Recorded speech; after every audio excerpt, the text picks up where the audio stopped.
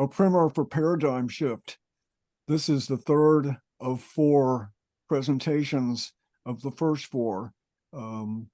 We did Critique of Capitalism, which is now on YouTube down here. Part 2 was Aspects, Principles, and Foundations of Paradigm Shift. And this is the URL on YouTube for that. You can also search on YouTube Jan Spencer primer or paradigm shift. So that'll work too. I want to mention that you can do a screen grab with anything that you see here. It's all open source. And when you watch this on YouTube, you can pause at any time to take a closer look. There's a lot of text in this presentation. I'm going to read a little bit of it and I'll just make other comments too, but there's a lot of text. And when you watch this on YouTube, you can pause to take a closer look. There's lots of graphics also.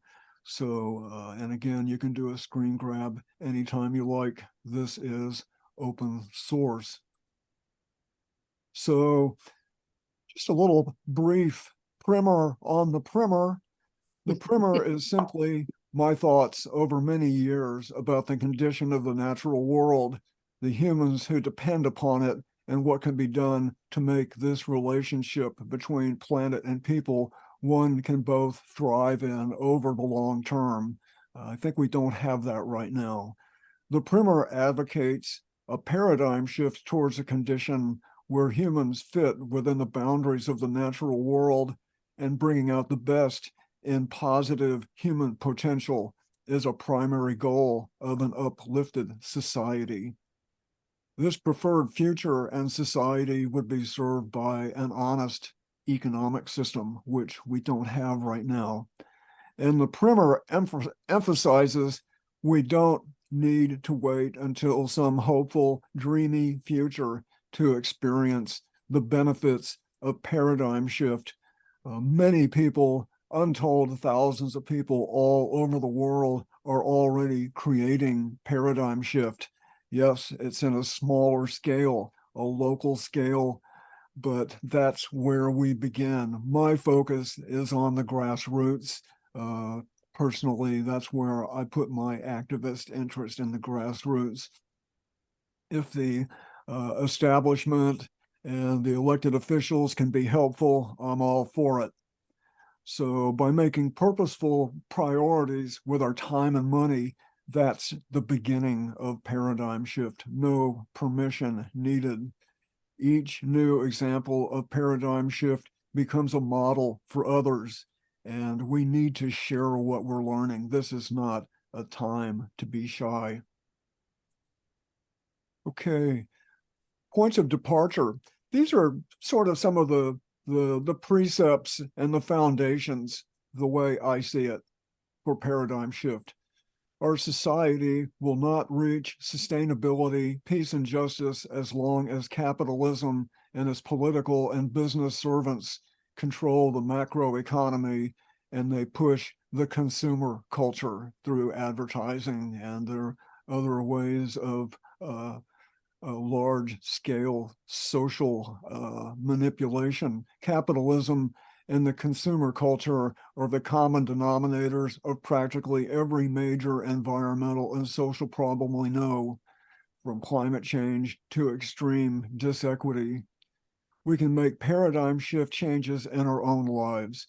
We have many allies at home, the neighborhood, the community to work with to help co-create paradigm shift. And remarkably, capitalism and the consumer culture have provided us with an immense variety of tools, assets, and opportunities to assist in its own replacement.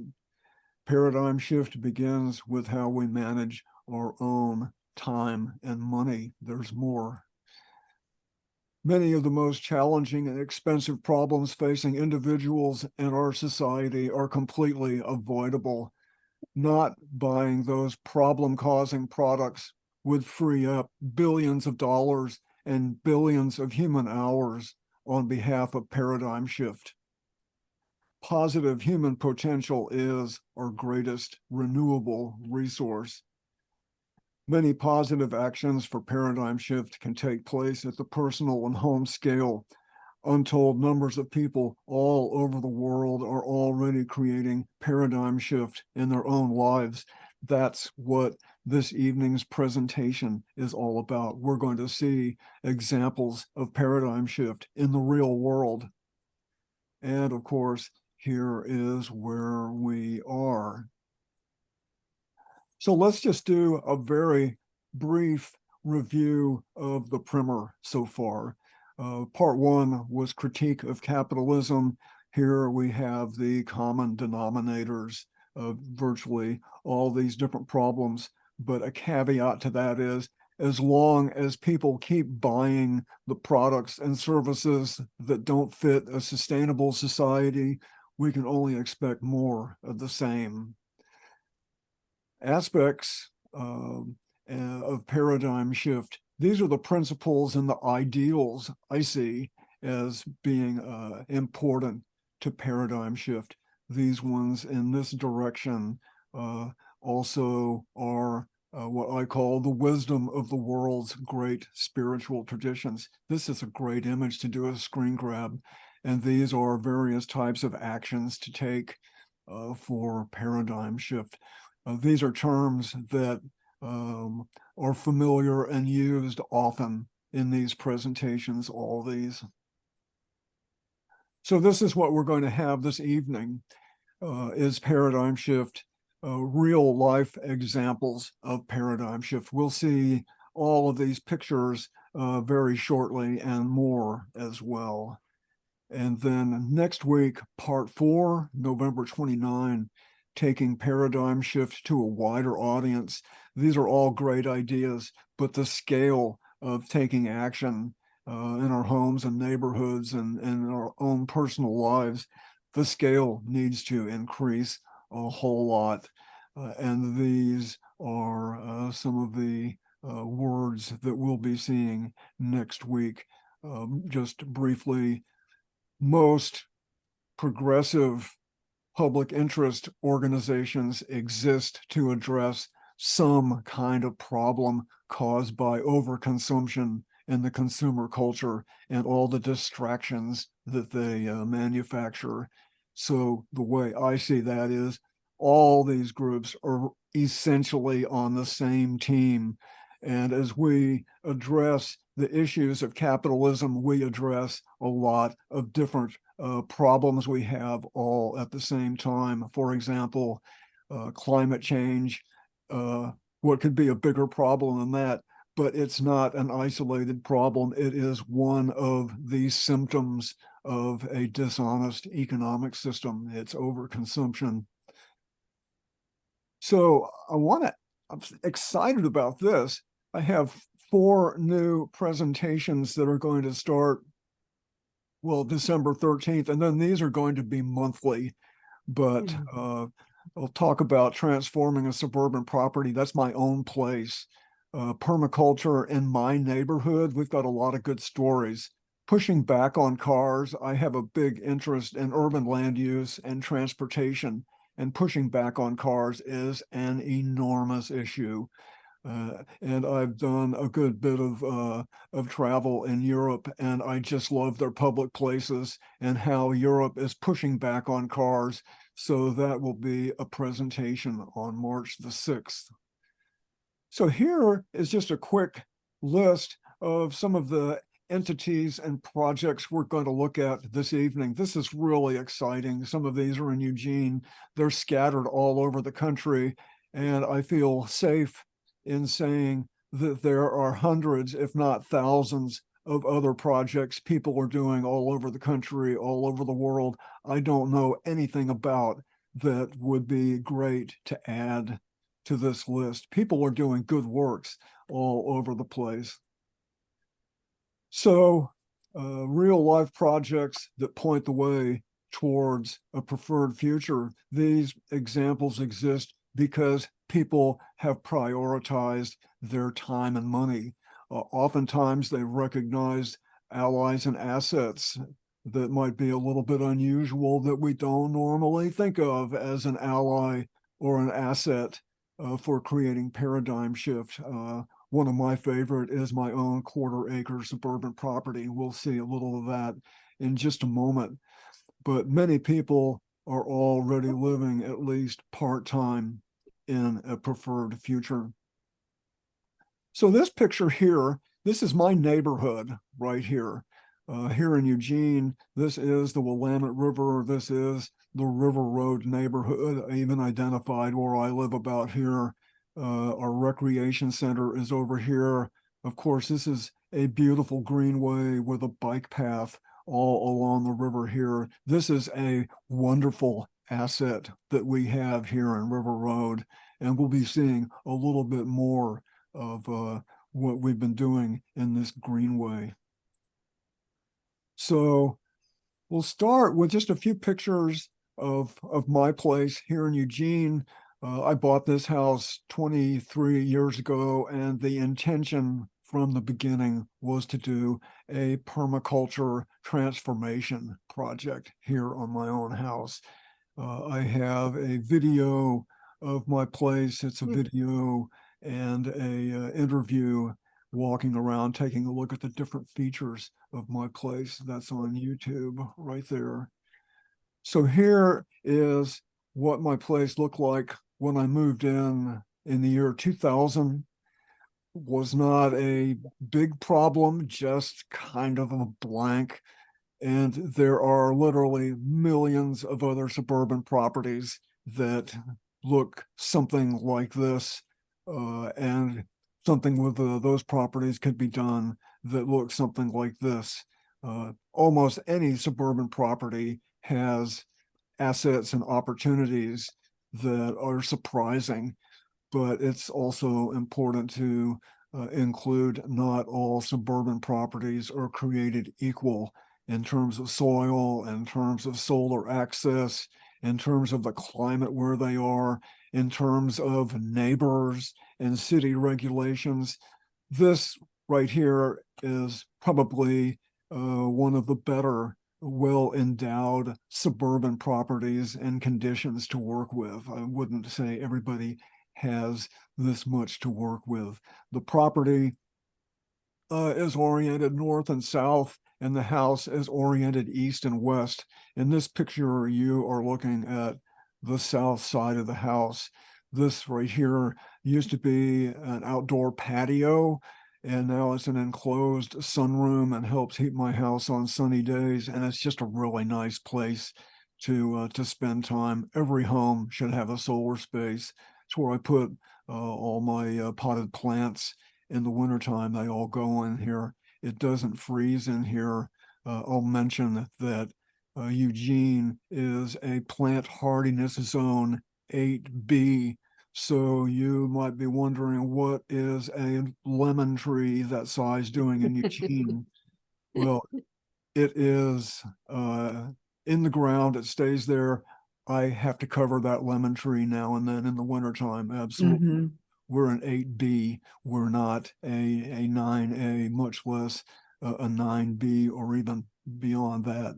Is thriving. It's got thousands of lemons on it right now, but I absolutely do have to cover it on occasion. This is the front of my house. You can see these red lines up in the right-hand corner. That is what my place looked like when I moved in. One of my first projects was to take out the driveway. So that's what it looked like before driveway removal. And the larger picture shows what it looks like at the present time, or at least in the summertime.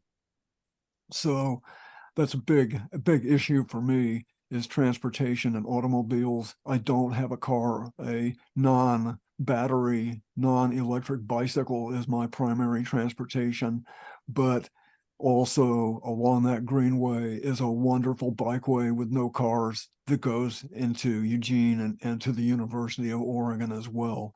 So I've got definitely some assets I completely cherish here where I live. This is another picture of my backyard. and I've done a lot of site tours here. I have spent over 20 years transforming my property, and I'm not shy about it. This is a just a paradigm shift is what I live in. When I go into town, it's a little different, but here on my own property, I live in paradigm shift. I look out my window and I see garden, I see passive solar, I see a very aesthetic, pleasing landscape. And this type of opportunity is available to a lot of people. When I do my presentation specifically about my property, I'll get into a lot more detail.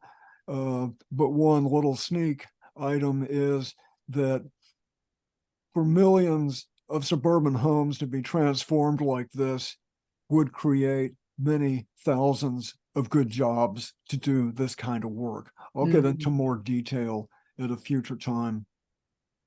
So let's take a look a little bit at my neighborhood. This is the River Road neighborhood here in Eugene, northwest of downtown. This is downtown right here. This is the Willamette River meandering its way through town. So there are other people in my neighborhood who are also doing these kinds of projects, and that's great. And there's enough projects to do multiple site tours. We've had dozens of site tours over the years to see what people are doing on their properties here in River Road. This is not ecotopia. Still, it looks pretty suburban, pretty mainstream. But if you were to bike around or fly over the neighborhood close to the ground and look down, you could see a lot of backyards and a lot of front yards also that are being productive for habitat and for food production. So we have many site tours here in River Road over the years, literally dozens and dozens. This is one property just down the street from me. This is what the backyard of this 1 acre property looked like when it was bought and moved into. This is the same view a number of years later. A lot of paradigm shift is taking underperforming property and structures, and also not just physical structures, but social structures as well. We'll see a little more about that. But paradigm shift is upgrading the use of whatever we have available. And upgrading is it's a cooperative project, and it's wonderful to see these changes happen. This property went from here to we've had many community events on this property where hundreds of people arrive, and we have tabling and music and place for kids, site tour, educational events. So this is one location very close to where I live.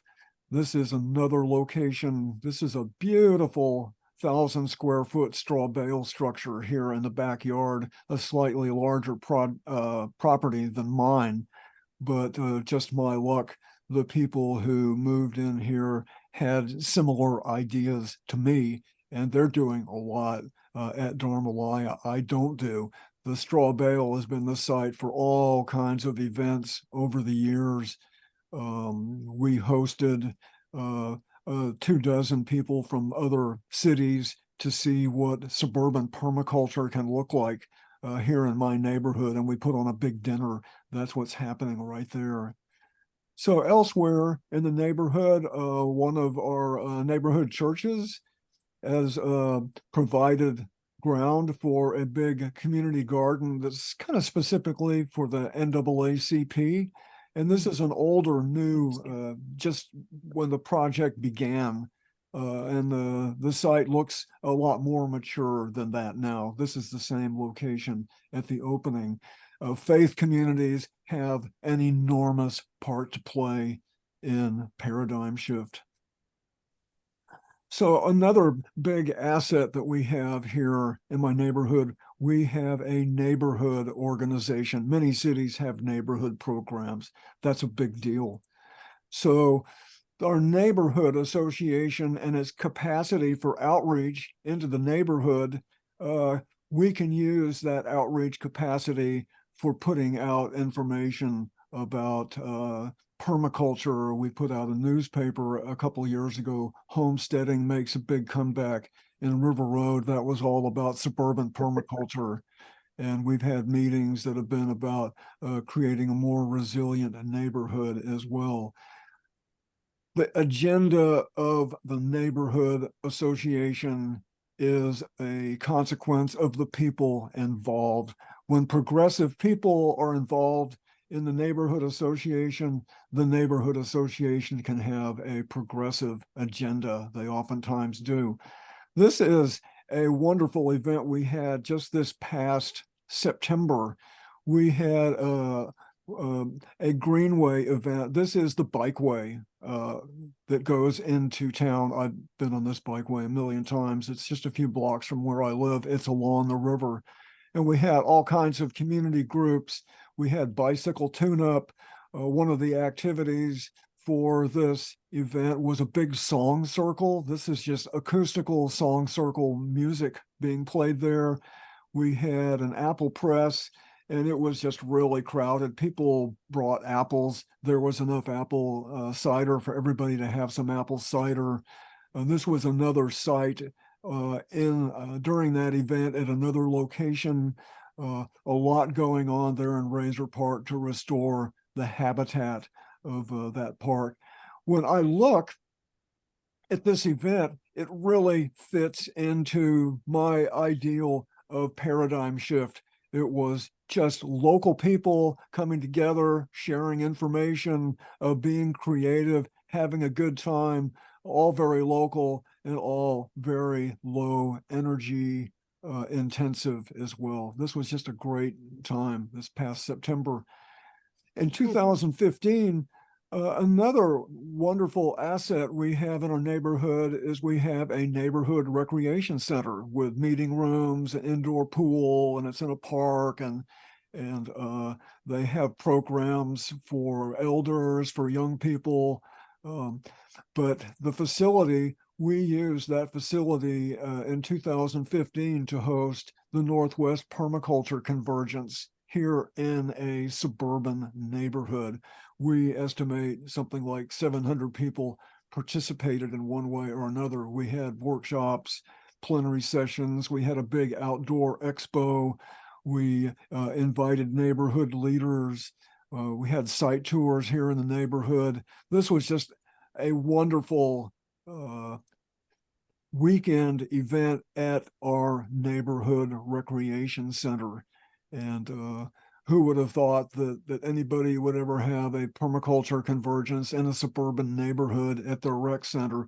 Well, this just goes to show that lots of places have assets to work with, and to identify those assets and to make use of those assets is a core part of paradigm shift. So let's expand a little bit. We're still in Eugene. There are several ecologically friendly residential kind of call eco villages in Eugene. These are just wonderful. I just love the idea of people purposefully living together for a mutual benefit and also to reduce their ecological footprints. Dumas is just an awesome place. Dumas is a 3-story house and a big basement as well that is home for about 10 or 11 people. And they have an awesome permaculture landscape. This is some of the landscape. This area right here used to be packed gravel where cars used to park. So restoration and regeneration is an enormous part of paradigm shift. How can we repair the damage that's been done by the consumer culture? And this is just a great example. The solar up here, this is all edible landscaping. This is also Dumas, a nice place to hang your bikes. This is the front of Dumas Cooperative, and there's edible landscaping all around. and some placemaking projects out front, a beautiful kitchen. They share meals and do a lot of cooperative living there. So this is, of course, to build social capital, but it's also to reduce ecological footprints, and it's also just to have fun with people you're living with. Walnut Street Co-op is another residential location here in Eugene. They have two houses and its own version of cooperative living. Maitreya Eco Village is another location. Here are some pictures of Maitreya.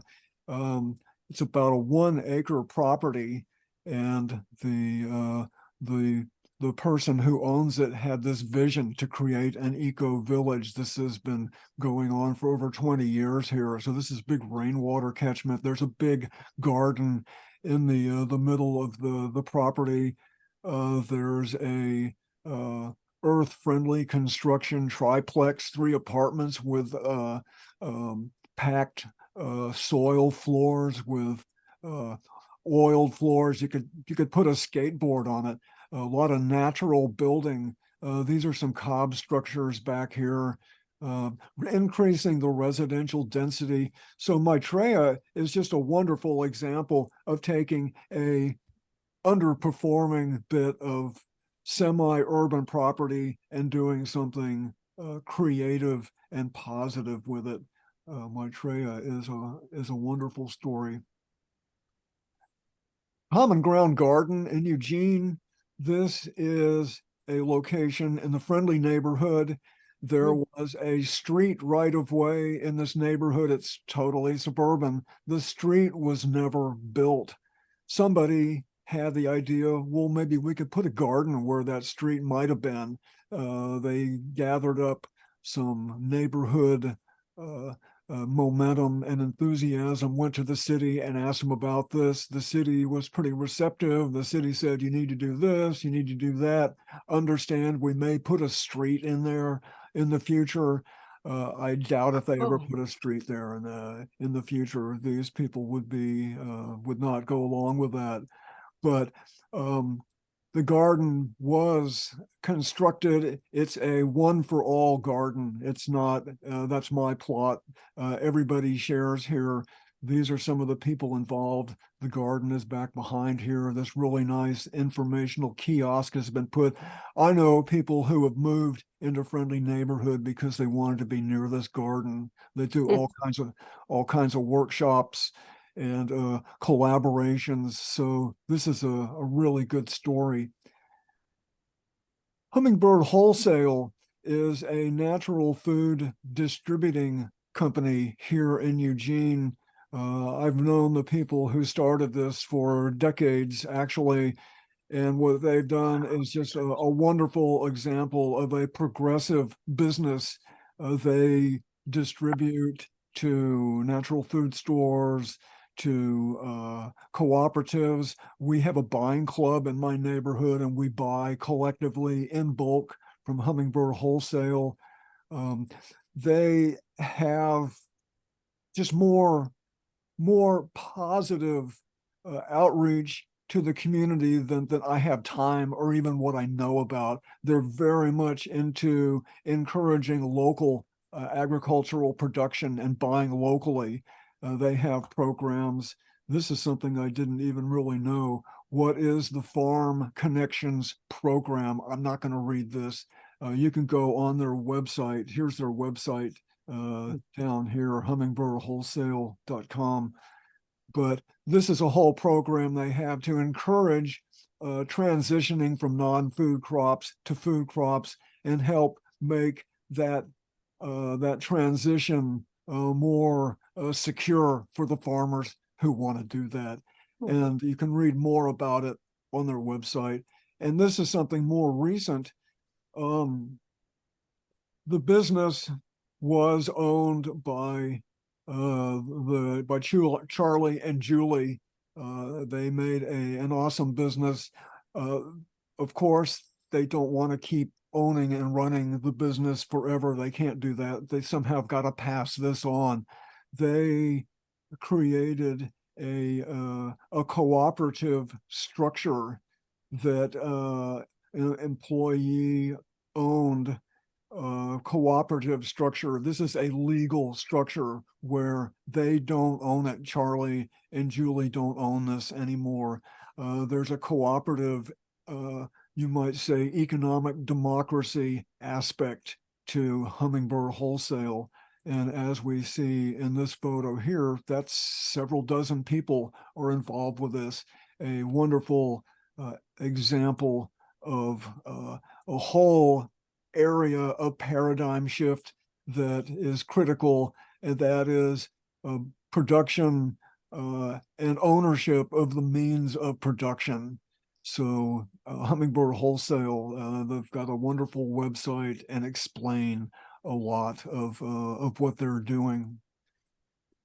So I'm, like I mentioned, have a big interest in urban land use. This is Google map photo of a strip mall, a suburban strip mall that's a mile from where I live. I do a little bit of shopping here in this particular location. This is where my dentist is right here.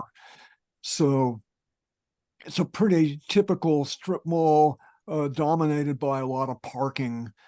So the idea here is, what can we do to redevelop all of this space into a use that is more beneficial to the larger community, more beneficial to the environment, and more beneficial to the social well-being of our neighborhood? The idea here is to build on the parking lot and turn this strip mall parking lot into a micro downtown where you would have professional offices and services on the ground floor. And of course, you would have people living on the second, third, and fourth floor. These are just buildings from somewhere else I use here to illustrate. Just imagine, maybe not exactly like that, but something like that being on this parking lot, something like this. For the whole intention is to bring more services closer to where people live, so they don't have to use their cars so much to go look, take care of what their needs are. Of course, these are all businesses here. This is a big grocery store, and there's even stuff across the street here of Fred Meyer. But imagine along here, this is the main street. This is River Road right here. Imagine that if there were bike lanes that were safe and separated from the traffic, more people could access this by bicycle. There's been talk of having bus rapid transit on River Road right here. That's kind of a little bit on hold right now. But the idea to improve the transportation options so that this could be accessible safely in ways other than by cars. There would be maybe, of course, a little bit of parking left, but this area, these places here could be built on, and there could be a nice plaza. Say, for example, this maybe right here in the middle of this, it could be a place where people could meet. Much of the world already lives in walkable neighborhoods. We don't really have that. That's a different story about how suburbia came about and how we became dominated by automobiles. That's for another day. But that paradigm of cars in suburbia does provide us with a lot to work with. So block planning, this is very interesting. This is a program that is kind of covered in cobwebs and dust here in Eugene. The city of Eugene does recognize block planning. Block planning is when the people who live on a block and they have to follow certain procedures. The regulations don't go away, but a block plan, if completed according to what regulations exist, can allow the block to be redeveloped in ways that you couldn't do on your own. That's very interesting. For example, this is a a fictitious make-believe block plan right here. This does not happen anywhere that I know of, but I know the gentleman in Eugene who 40 years ago, the city actually contracted with Mike Peace to try to get block planning going in Eugene. It never quite made it off the ground, but this would be an idealized block before with structures and parking and garages. This could be an idealized afterwards. We built on some of that pavement. We've got edible landscaping, perhaps even closing off this interior part of the block, except for emergency vehicles. There could be these structures are turned into something either new or garages turned into perhaps a daycare or a small business. So this becomes much more walkable. It becomes much more residential density, but it's the people who live here who make the plan. It's not an outside contractor. So this kind of opportunity exists in other cities as well. It might be called something different, but this kind of larger scale urban land use just totally fits in to what paradigm shift can offer. This is people reworking where they are to live more ecologically and to expand their social and economic relationships for everybody's mutual benefit. So there's a place in Eugene called East Blair Housing Co-op, one of my favorite places. It's not a block plan, but it has many characteristics of what a block plan can deliver because the co-op owns 8 properties in the Whitaker neighborhood. So the co-op can synchronize the use of those properties, much like a block plan would allow a group of neighbors to make a plan together. East Blair is doing that, but from a cooperative foundation rather than a block plan foundation. But what they're doing totally fits into a block plan, and what they're doing could be adapted to any suburban neighborhood. Bits and pieces of what happens at East Blair, neighbors could just decide that they want to do a tool share. This is a tool share at East Blair. You don't have to own all your tools. You can go in here and check out what you need. So there's a tool share. They share washers and dryers. For example, this is a backyard of one of the properties. If you live in one of the townhouses, which are limited on outdoor space, you can have a garden elsewhere on the co-op. That's making better use of that property. The East Blair has a community room. They let people in the neighborhood use this. There's been lots of parties and lots of events in this community room. A couple of years ago, they bought another property. I saw what this backyard looked like before, and now that it's part of the co-op, it's being used in a much more productive way. And here's one of my favorite actions at East Blair. What you see here, this is a really nice fire pit. I've been to a lot of parties right here. This is all edible landscaping. The alley is back over this way. This is their community house right here, which has actually been jacked up to create new apartments up here, going up a little bit more residential density.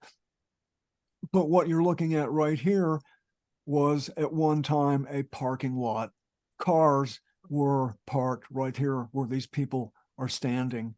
And what East Blair decided to do, and they didn't ask permission, they just went ahead and did it. They took out the driveway, they took out the parking lots, and particularly one of their members is very much into permaculture, and Kari designed this. She was kind of one of the driving forces behind this depaving right here. So that is a benefit that comes from having a more purposeful idea of what you can do with your urban space, making the time, making the money available to make this transformation right here. So let's go through a few places outside of Eugene. Of course, in Portland, one of the most well-known nonprofit activist organizations, of course, is City Repair. You can't talk about permaculture and a uplift and paradigm shift in Portland without talking about City Repair. And of course, one of their signature projects is intersection repair, turning the intersection into a big artwork. It slows the traffic down. This is what's called placemaking right here. When people take the time and effort to make interesting innovations, interesting installations in their neighborhood that say to anybody, there are people who live here who care about where they live. And this elevates the vibe for everybody. This is the T-Horse. I don't have time to explain all of this. A mobile placemaking project right here, famous in Portland. They also do workshops. This is kind of something about like block planning right here. This is a fictitious block. It could be even made to simulate an existing block, and the neighbors could get together and say, oh, I never really thought that we might do edible landscaping here, or take down fences here, or create, swales. So that's another part of city repair right there. They do the village building convergence.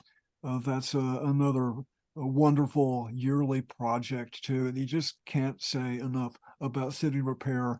There are other cities in the country who are doing this type of artwork in their streets. This is legal.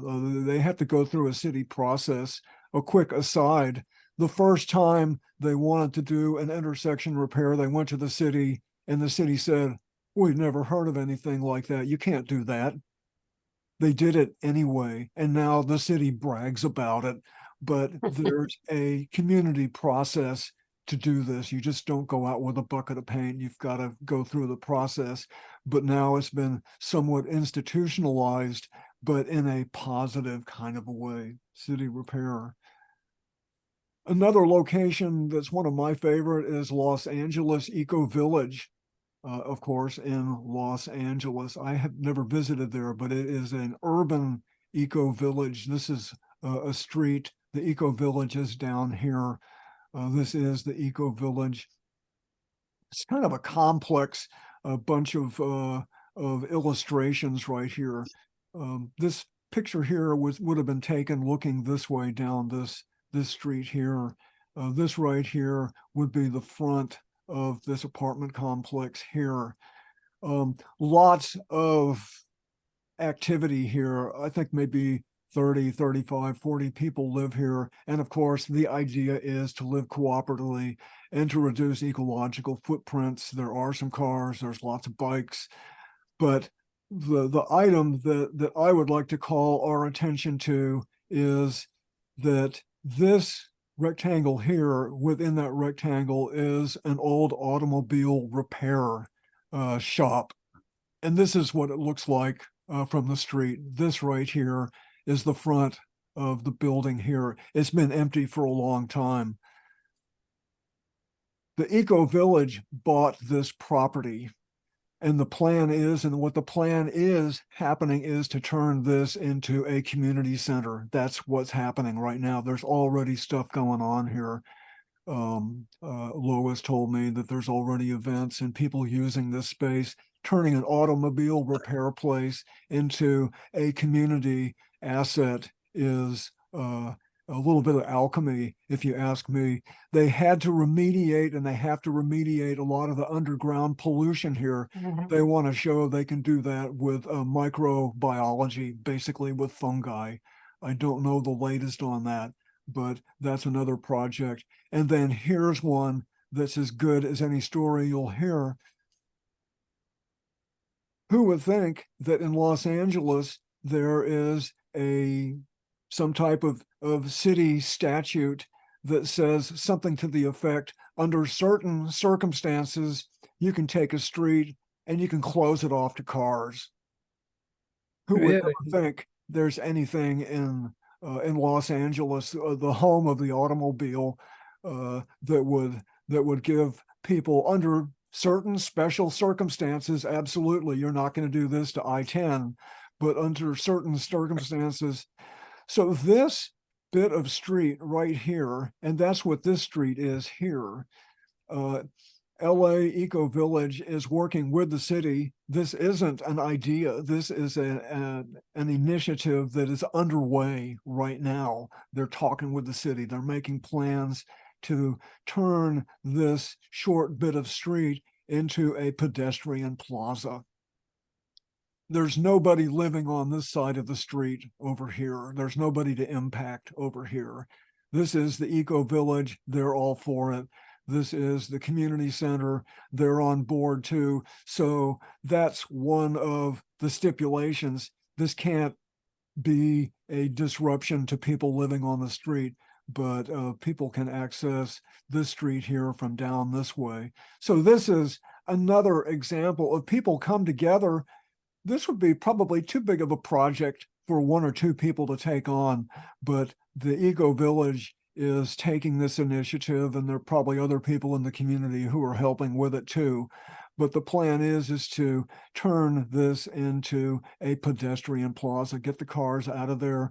This area here has already received some positive attention here, but this is just a remarkably important example of paradigm shift in action.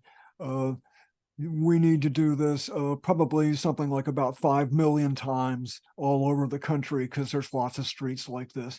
But it's a great story. It's a great inspiration there, LA Eco Village. Let's go back to Portland. This is Kailash Eco Village, another awesome story right here. Kailash Eco Village is where two people who had the means and able to borrow the money bought a damaged 35-unit apartment complex that at the time they bought it, a third of the units were unusable because they hadn't been repaired. There were drug deals, there were shootouts in the parking lot. This was not the kind of place you would want to have in your neighborhood, but Ole and Maitre saw a potential, along with a progressive bank, which is another big part of paradigm shift, progressive financing. They were able to buy this place. This was 16, 17 years ago, and they repaired it. This is just, it's an eco village now. About 50 people live here. There's gardens, there's bicycle area. They do rainwater catchment. There was a property off to the side that they were able to buy. And this is all agriculture over here. They're doing fully permitted hue manure composting on site. The residents can volunteer to participate. They don't have to. But this is just a wonderful example of taking even not just underperforming, but even a location in the neighborhood that was a hazard for people. They do outreach to the neighborhood. They're very much into emergency preparedness. They did an intersection repair project on the corner of their property. They've depaved. Let's just see this picture here, right? You see this smaller photo up in the corner. What you see right here, this is what you see here. They took out 16 automobile places and built a wonderful Mandela garden right there. And this is before the intersection repair, but there was artwork in the street here that's built community identity and participation. So when you live there, you have to participate to some degree, but it is a university of paradigm shift, because with all these cooperative projects, people are learning the skills for how to work with each other. That's an enormous part of paradigm shift, is being able to communicate, being able to speak clearly and being able to listen clearly. That's a daily part of life here at Kailash Eco Village. And they do have tours of the place. You can go on their website and find out about that. Excellent documentation of what they're doing here. But that's not all the story. It gets even better. This is Google Maps. This is the Eco Village right here. Here's the Mandela Garden right here. That was the parking area. They also own this house here. And these are all some of these are personal gardens and some of them are cooperative gardens. Important to add, this is a rental situation. You don't buy into this. Ole and Maitre, they own the place. So they are the ultimate decision makers, but they request lots of input for what happens there. So this isn't like a co-housing where you've got to have usually a lot of money to become a member. This is rental. It's even below market rate. So this is very accessible for a lot of people. So here is the new part of the story that I don't know very much about. This apartment complex over here, which doesn't look really very amazing because it doesn't, but this photo is probably a year or two old. I don't know. But this apartment complex here has also been bought, and it's going to turn into an eco village as well. I can't think of anything more exciting than that. This is paradigm shift of taking something. I'm sure there's going to be all kinds of gardens. I don't know if they're going to keep the swimming pool here. Lots of deep paving that can be done here. This is going to be a cousin to what's going on over here, and judging by the buildings, this is might have more residents than over here. So this is the way paradigm shift happens, is that we see an example and people are saying we can do that too. I'm sure that Maitre and Ole have a lot to do with this. I don't know the details of who's paying for this, but it's not a coincidence that it's next door to Kailash. This is great. So there's another eco village that I know of in Portland, Columbia Eco Village. And once again, this is a retrofit. It is co-housing. You do buy into this. It does cost some money, but it is a converted set of apartments in an older, almost like before the urban area, old farmhouse before Portland was so large. So these properties were fused together. They've got a big old farmhouse, which is really nice. And then these apartments, there's all this edible landscaping. So this is a co-housing. It is you pay to buy a place here, but it is a very much of a upgrade from what it used to be. A lot of coordination, a lot of involvement with our community. This is what Columbia looks like out front. Got a nice little library here. And again, like co-housing, this is a activity, tools, a lot of tool share, a lot of lives being shared, nice places to be outside. So Columbia Eco Village is also a great example of taking an underperforming property and making something positive and progressive. This is N Street Co-op in Davis, California. There used to be backyard fences all over the place. You can see there's a row of houses there. There'll be others on this side that you can't see. There would have been backyard fences. Somebody had the idea, let's buy properties and be good neighbors and take the fences down and make better use of all that space. It doesn't turn everything into a commune, but it does create community and collaboration and better use of space. So that's in N Street Co-op in Davis. They have a website. You can read more about N Street. This is an illustration that I made. This is an adaptation from a Google Maps aerial photograph. This is actually my house right here. And what I did is this is what I'd like to see. There's a few little bits and pieces of this, maybe about 5%, but this just, you can imagine the fences and the partitions. Imagine the fence is gone. We have a playground here, a food forest, lots of gardens, nice places to hang out, paths everywhere. Again, this is a fantasy, but N Street Co-op has some of these features in real life already. But this is something that a paradigm shift can offer to people who want to take the time and effort to transform their neighborhoods. As time goes on, we're going to have to become a lot more reliant on each other. Our affluence allows us to buy insulation and aloneness, but only at a big price.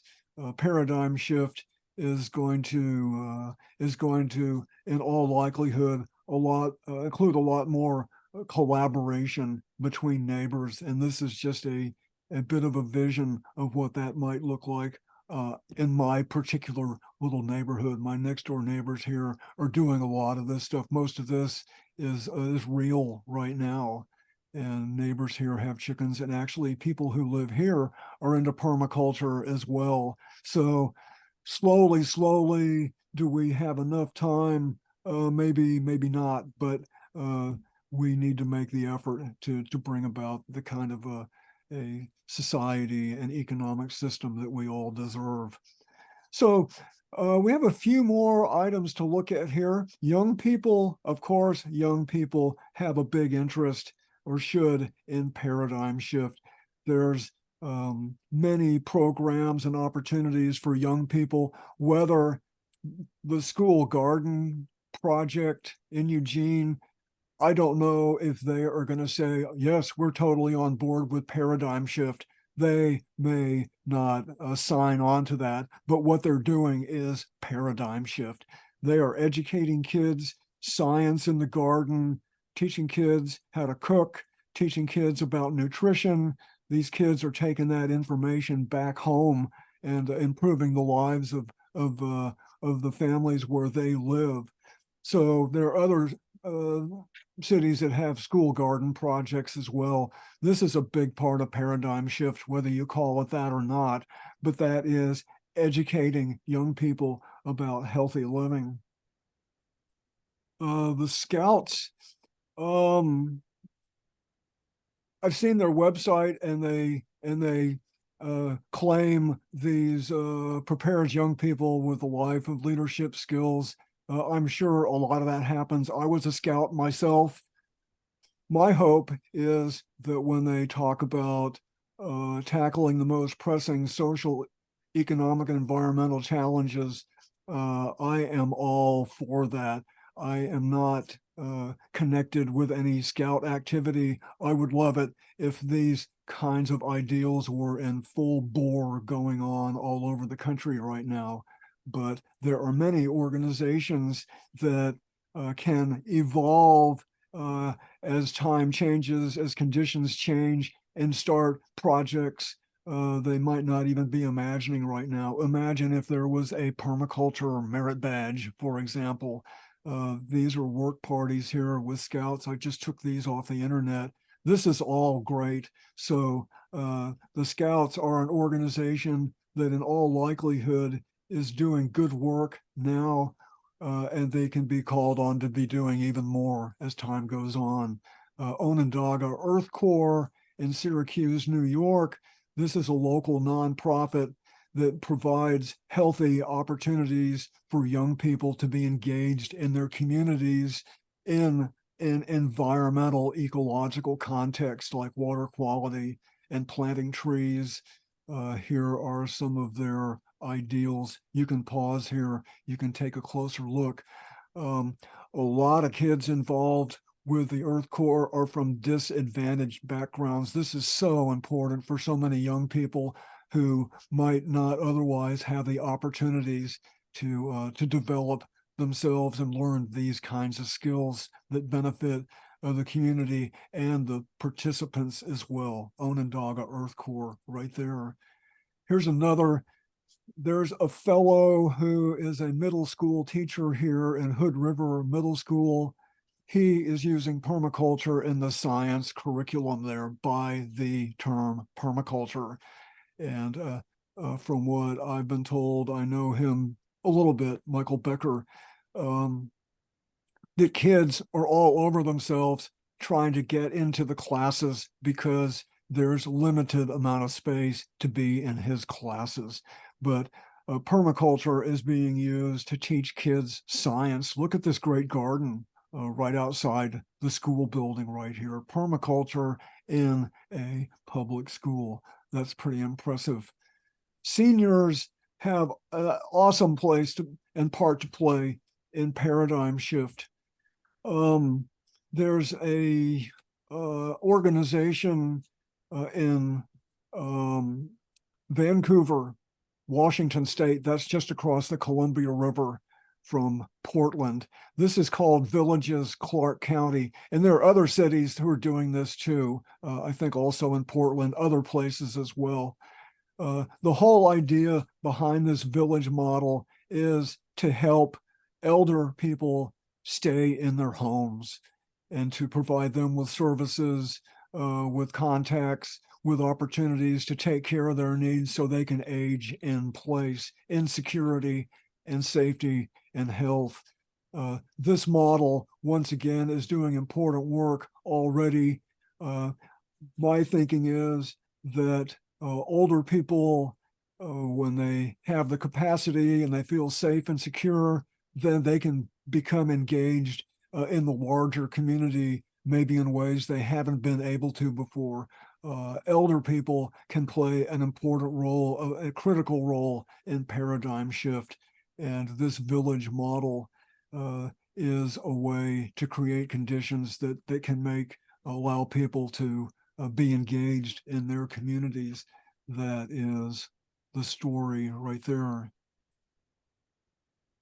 Or 42nd Avenue in Portland, this is progressive economic development on a small scale. This is 42nd Avenue, that's in Northeast in the Cully neighborhood in Portland.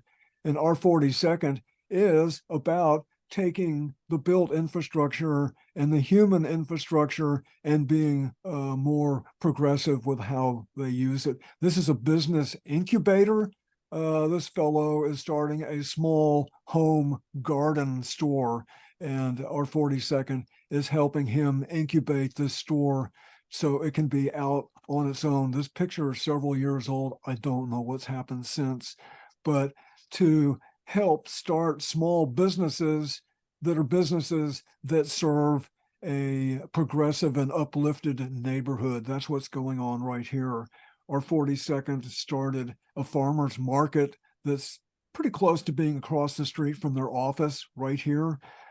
This was an empty building that the idea, the last time I heard, was to turn this into spaces for small entrepreneurs inside this old bakery right here. So again, this is making creative use of existing urban infrastructure within the context of what fits in this neighborhood.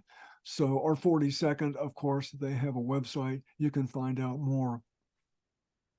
Front yards, front yard gardens are one of my favorite things. How about we turn our front yards into gardens? This is in Beaumont, Texas. Some friends of mine own this. They did this because I suggested you guys ought to have a big front yard garden. So they did. Bellingham, Washington, Medford. I was biking around Brooklyn. These are all container plants, but front yard gardens can improve the visuals of a neighborhood. People are out in their front yards gardening. That makes for a safer street. It makes a great way to meet people who are walking by. That's one of the biggest benefits of front yard gardens. This is just the sidewalk here in Bellingham. Imagine more and more front yard gardens. It's healthy, it's local food. So front yard gardens are a huge part of paradigm shift. Urban harvest, creating food systems in urban places is critical for paradigm shift. Is there, confidentially, is there a future in a huge giant city like Houston or Manhattan? That remains to be seen, but it's not going to happen unless there's a lot more food and a lot more community civic culture on site. And urban harvest in Houston is all about farmers markets, community gardens, classes that teach people how to grow food in an urban setting. That's in Houston. Place is a makerspace in Oakland, California. This is what the place looked like. They rent this place. They don't own it, but look what they did. Places where people learn skills. They share art projects, makerspace, community events, bringing people together. This type of location. I would love it if we had something like this in my neighborhood right here. So meetup groups are another enormous asset. We all know about meetup groups. There's thousands and thousands, and somebody can make a meetup group based on any topic they like. We have one here in Eugene, permaculture. I know others of urban homesteading. So meetup groups are a great way to bring people together in whatever way those people involved they decide they want to come together. Enright Ridge is an eco village in Cincinnati. I talked with a fellow who started this. He just went out door to door and knocked on doors and talked with people. Would you like to see more community engagement here in their neighborhood? This is Enright Ridge, is this street here. There's a lot of open space here, isn't there? This is in Cincinnati. And a lot of people said they want to be involved. Some people didn't, but a lot of people did. So that effort has created a lot of neighborhood engagement, a lot more food production, some small businesses. This is because one person took the initiative to start this. They have a website. You can look up Enright Ridge and see what they've done there. Faith groups should be an enormous part of paradigm shift. I talked about this in an earlier presentation. The wisdom of the world's great spiritual traditions.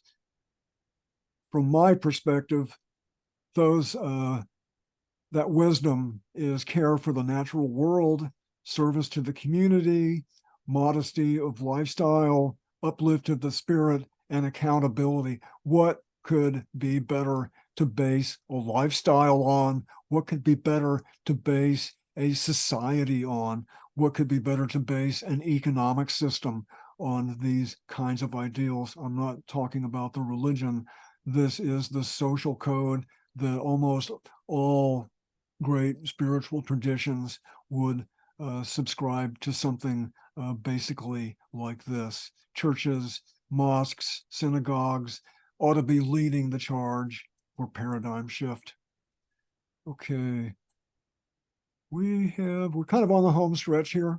Local 2020 in Port Townsend is a wonderful organization. How such a small town as Port Townsend can support an organization like this.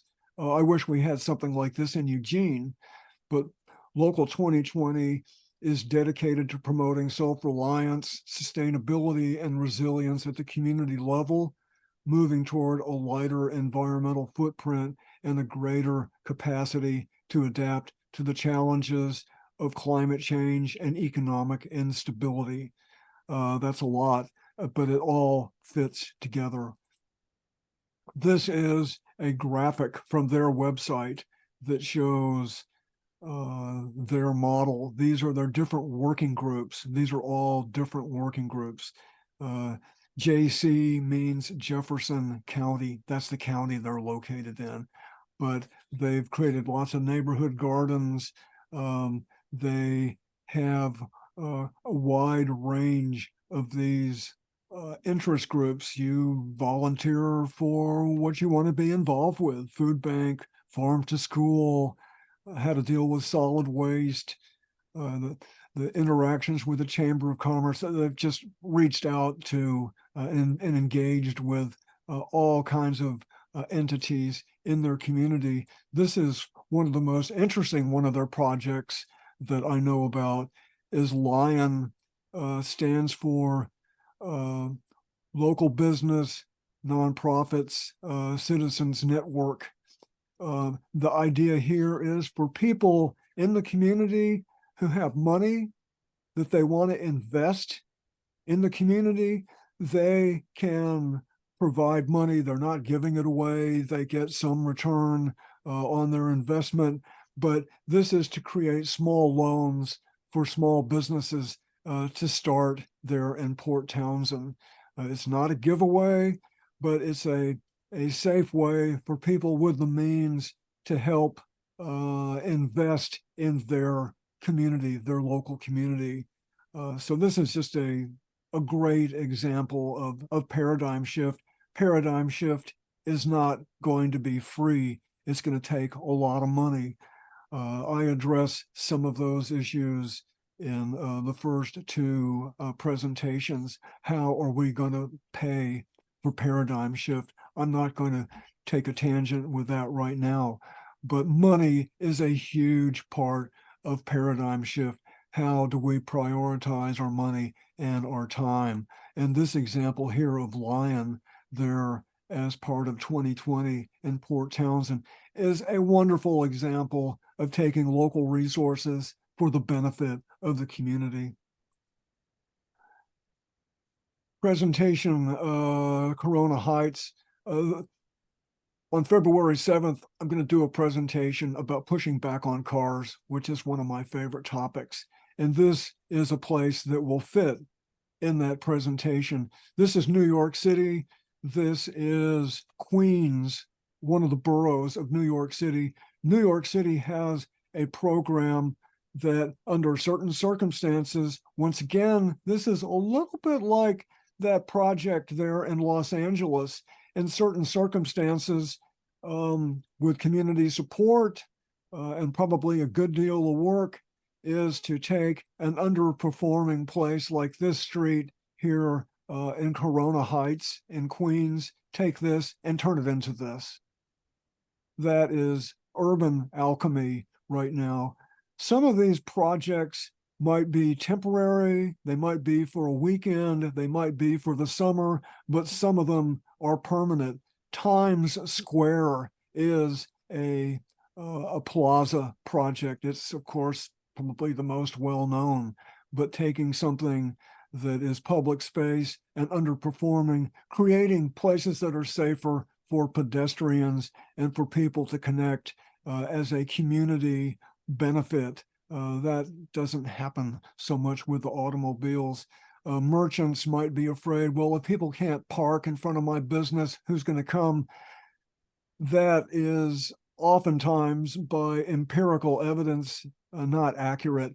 There are many examples of reducing the car traffic or even altogether. People like to be in places where there's not cars. That's going to be another presentation I'm going to make about public space in Europe. But oftentimes businesses benefit by removing the automobiles. Foot traffic is easy to stop and take a look. But this is, there's many other plaza projects in New York City, and for sure, there's other similar types of projects in other cities around the country. So here's the last final few slides right here, because I love Europe so much.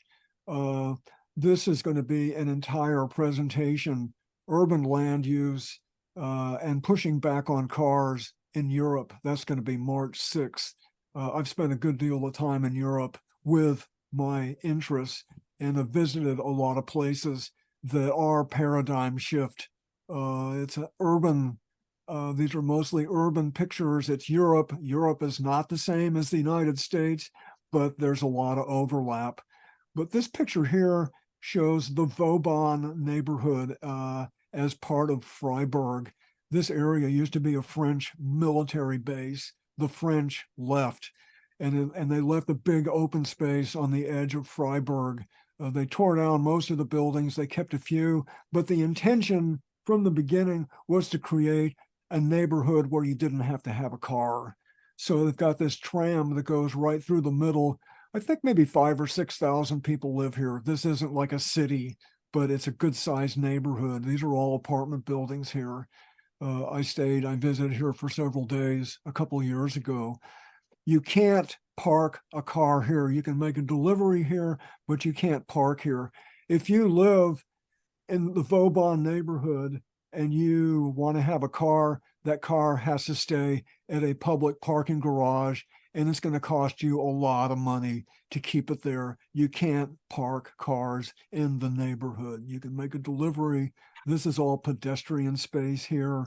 So that's the Vauban neighborhood. You can look it up online and you can find out more. But this is a great example of purposefully creating a living condition where you don't have to have a car. You can take the tram into Freiburg. I've done that myself. So I love this, the idea of car-free living. This is a picture I took in Utrecht, Holland. This is in more central Utrecht. I'm sure that there could be the occasional car here, but there aren't very many. Look at all these bicycles, and any car that goes here's got to go really slow. So this is definitely more friendly for pedestrians and bikes. If people feel safe riding a bicycle, more people will ride bikes and they'll walk. Of course, this is residential up here, and these are businesses down here. Houghton, again in Holland. I took this picture. This is a new town built to be car-free, particularly in the center. This is the center of Houghton. This is a big public area over here. These are businesses down here. These are residential. Down this street, there's a beautiful train station. This is close to Utrecht. So if you need to go to Utrecht, it's 5 minutes by train, and there's bicycle infrastructure at the train station, so you can leave your bike there and take the train, or you can put your bike on the train. I've done that myself. But Houghton is a wonderful example of a new town in Europe that was constructed specifically to facilitate living without a car. Another awesome picture, and this is from Barcelona. I took this picture. I kicked a soccer ball with these kids. They're better than I am. People sitting here, taking it easy, bike, people meeting. So, okay, what's so great about that? People do this all over the place. Well, what makes this a special place is that all this area here used to be a busy, noisy, polluted automobile intersection where these kids are kicking a soccer ball. Used to be a busy urban intersection. The intersection's not there anymore. This is what's going on in Barcelona. They're in the early going. I've explored these areas in Barcelona. I've spent time in Barcelona. I took this picture. This is a wonderful example of a big city getting serious about what needs to be done to improve air quality, to improve livability, and that fits in, of course, with paradigm shift. And just my final picture right here, Trento, Italy. I love Italy. This is just what part of downtown looks like in Trento.